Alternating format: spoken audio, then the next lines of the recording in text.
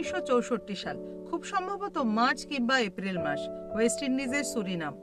সকালবেলা সুরিনামের পারমারিফ জান্দেরিজ বিমানবন্দরে তিল ধারণের জায়গা নেই, কারণ উপস্থিত রয়েছেন স্বয়ং প্রধানমন্ত্রী জোহান এডলফ বেঙ্গেল। শুধু তো প্রধানমন্ত্রী নন, উপস্থিত রয়েছেন সুরিনামের প্রবাসী ভারতীয় প্রতিনিধিদের সদস্যরা। সুদূর ভারতবর্ষ থেকে এসেছেন একজন বিশেষ অতিথি, তাকেই স্বাগত জানাতে সকলে বিমানবন্দরে উপস্থিত হয়েছেন। ভারতবর্ষ থেকে যিনি আসছেন তিনি কোনো রাষ্ট্র নেতা বা কোনো রাজনৈতিক ব্যক্তিত্ব নন, তিনি হলেন এক এবং অদ্বিতীয় হেমন্ত মুখোপাধ্যায়। ভারতীয় সংস্কৃতি জগতের তিনিই প্রথম প্রতিনিধি যিনি এই অঞ্চলে প্রথম পা রেখেছিলেন। জামাইকা, ত্রিনিদাদে অনুষ্ঠান করার পর সুরিনামে পৌঁছে হেমন্ত মুখোপাধ্যায় পেলেন অনন্য সম্মান। বিমান তখনও ল্যান্ড করেনি, রেডিও সুরিনামে চলছে ধারা বিবরণী। বন্ধুরা, আর কিছুক্ষণের অপেক্ষা, আর কিছুক্ষণ অপেক্ষা করুন, তিনি আসছেন। একজন বাঙালি সঙ্গীত শিল্পীর জন্য সুদূর সুরিনামে রেডিওতে চলছে ধারা বিবরণী, তার জন্য রাজকীয় সংবর্ধনার ব্যবস্থা করা হয়েছে। জনোচ্ছ্বাস, এই তো সত্যি নজিরবিহীন ঘটনা। সুরিনামে হেমন্ত মুখোপাধ্যায় 2 দিন ছিলেন, সেখানে অনুষ্ঠানে গান গেয়েছিলেন। গোটা সুরিনাম প্রায় ভেঙে পড়েছিল সেই অনুষ্ঠানে।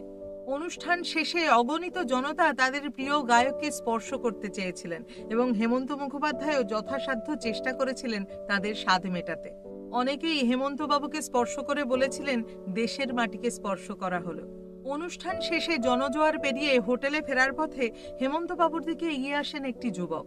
প্রাণের গায়কের হাত ধরে তাঁর বিনীত প্রার্থনা, তার পিতা মৃত্যু পথযাত্রী, হেমন্ত মুখোপাধ্যায়ের অন্ধ ভক্ত। অসুস্থতার জন্য তিনি হেমন্ত মুখোপাধ্যায়ের অনুষ্ঠানে আসতে পারেননি, অচিরেই সে পৃথিবীর মায়া কাটিয়ে চলে যাবে। তাই একটিবার যদি হেমন্তবাবু তার সঙ্গে গিয়ে তার বাবার সাথে দেখা করেন, সেই যুবককে কিন্তু হেমন্তবাবু ফেরাননি। যুবকটির সাথে গিয়ে তার পিতার সঙ্গে দেখা করেছিলেন। প্রিয় গায়ককে দেখে সেই অসুস্থ মানুষটি তার হাত দুটি বুকে চেপে ধরে জানিয়েছিলেন অশেষ কৃতজ্ঞতা। মৃত্যু পথযাত্রী সেই ভক্তের মাথার পাশে বসে হেমন্তবাবু সেদিন তাকে গান শুনিয়েছিলেন। জানেন কি গান গেয়েছিলেন?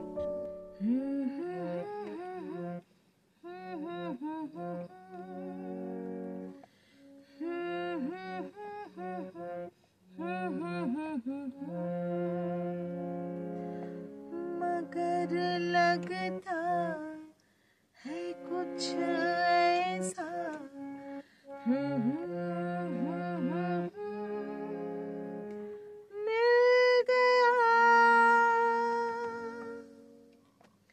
न तुम हमें जानो न हम तुम्हें जाने,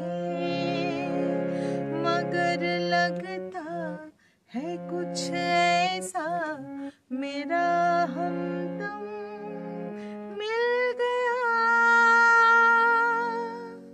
न तुम हमें जानो न हम तुम्हें जाने, मगर लगता है कुछ ऐसा मेरा हमदम